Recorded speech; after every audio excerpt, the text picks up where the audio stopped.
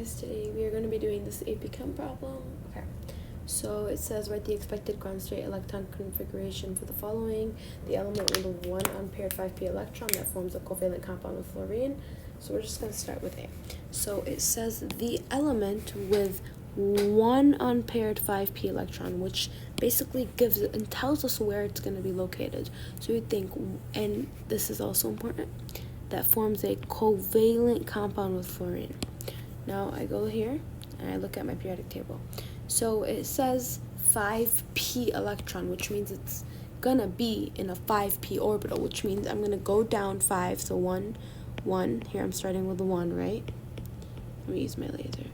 1, 2, 3, 4, 5. And I'm gonna go to the p orbital. This is my s. We don't need s, so we're gonna go travel over, and this is our p orbital. Okay, so it says with 1 unpaired electron, but when I look at the p orbital in the 5s, I notice that there's 2 that have 1 unpaired, indium and iodine. And indium, is gonna be a 5p1 with the 1 unpaired, and iodine is gonna be a 5p5 with the 1 unpaired. So I have to sort of eliminate. So I go back to the question and I realize it says that forms a covalent compound with fluorine. Covalent means a nonmetal and a nonmetal. And the only nonmetal in right here is the iodine. So I know it's gonna be iodine. So now it tells me to basically write the expected ground state electron configuration for iodine. And now that we know that iodine ends with 5p5, we can write this without even using the periodic table. We start with, I will go through how I did this after. We start with 1s2.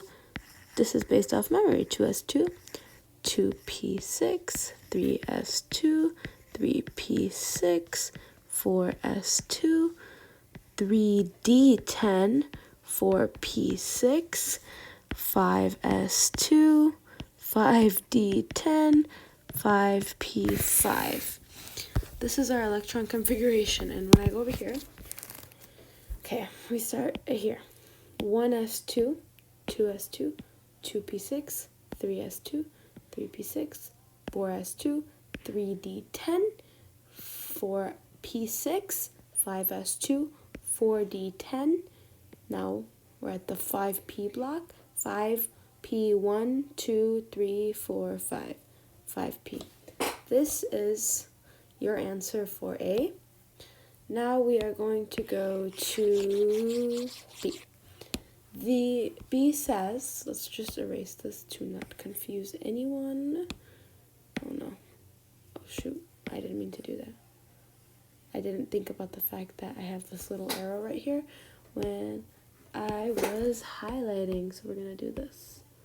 Okay. So this question says, we're done with A. Okay. The as yet undiscovered alkaline earth metal after radium. What you need to know is it's an alkaline earth metal and it's after radium.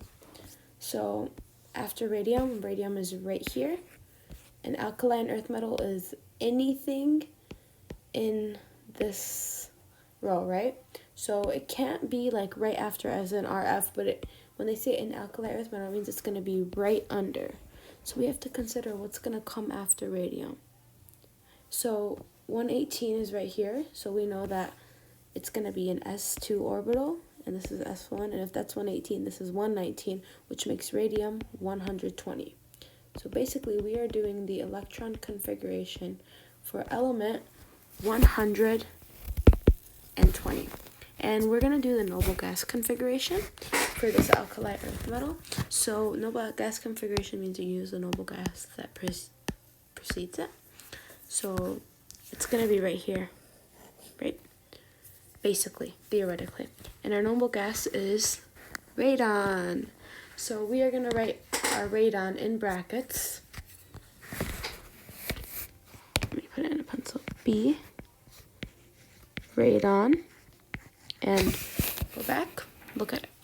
We go radon, then we get a 7s2. Radon is 7s2. Actually, I mean, I could use... No, I'm right. Okay. 7s2. Okay, now we look at after 7s2, we have this whole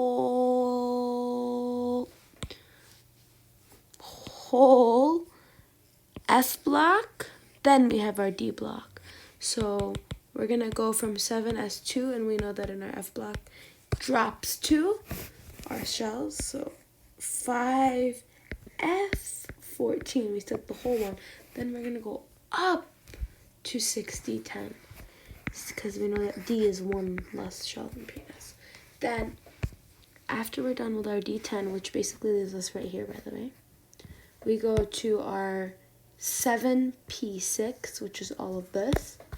7P6, and then we're finally at right here, which is where we need to be. And we're looking for this one. We've already clarified that it's going to be a 4s2. Sorry, not a 4s2, but an S2. So we're going to just drop one more sub-level, and we're going to go to 8s2, and this is the electron configuration. Okay, now we are going to move on to part C. Part C. Oh, it's erasing these first. That's kind of annoying. Part C basically just says the noble gas with electrons occupying 4f orbitals. 4f orbitals. So we have to think about which noble gases are occupying 4f orbitals. Okay, let me just make this a little bigger. Okay. C. Okay. So we have to look at which noble gases are occupying 4s orbitals. When I look at the noble gases that are occupying 4s orbitals, I see that it's only radon, right? Because only radon right here is going to have a 4s orbital. Sorry, an f orbital. Because this is the F block, right? So it's only radon. So I'm going to do the noble gas configuration for radon. That's basically what they're asking. And when it's a noble gas, you can't just put the noble gas. You have to go to the noble gas before. So we already know that we are going to be using xenon as the noble gas configuration for radon. Okay, let's get started. We start with the xenon. Here's the xenon. Now, you can do this in your head again, but you can also know that after that radon is in the 6p block, so this is going to be 6s2, where the cesium and the barium are, 6s2. Then we're going to go to 4f14. I already know this by head because it says that it's going to occupy 4f orbitals. Then I know it's going to be 5d10, and I'm going to go check, and radon is a noble gas, which means it has all its full set of valence shells, so it's going to be a 6p6. Boom. This is the noble gas configuration. Now let's move on to question D, the last part of this problem. The last part of this problem says the first row transition metal with the most unpaired electrons. So when they say the first row transition metals, okay, we know that the transition metals are what? These. Let me highlight them. Oh my god, why is it doing that? Oh my god, my iPad is glitching. Okay, well, we know what the transition metals are. Okay, we got it. And these are the inner, not these ones, sorry. These ones. Okay, whatever. So it says the first row, so this is our first row. So I can actually just erase all of this and only focus on that first row. So these, and then occupying the most unpaired, with the most unpaired electrons. So which one here is going to have the most unpaired electrons? Okay, here's how I think of it. We can automatically eliminate zinc, right? Wow. Zinc, because it's going to have full, remember this is our D10. Okay. You know it's not copper because this is going to have only one unpaired, right? Because this is D9. Okay. So scandium is going to only have one unpaired, so we can also eliminate this one. It's D1. So we basically kind of finding the median here if you think about it. So cross out this, it's going to be D2. Cross out this because it's also going to be D2. Cross out this, it's going to be 3 unpaired. This is going to have 3 unpaired. This is going to have 4 unpaired, and then we get to these. So the thing that you have to think about here is that chromium is an exception to the filling order. Chromium has 6 unpaired, right? Because this is D4. And manganese has 5 unpaired because this is D5. So chromium is going to be, let me go here, with the first row transition metal with the least unpaired electrons, with the greatest unpaired electrons.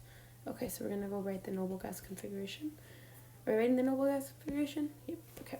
So chromium, the noble gas that comes before chromium is argon. So D argon. Okay, we go to 4s2, 3d. You can already tell it's gonna be 3d5, right? Because we already established. Oh, or sorry, 3d4. But because it's an exception, typically it's 4s1, 3d5, which results with the reason that it has the most unpaired is because of this.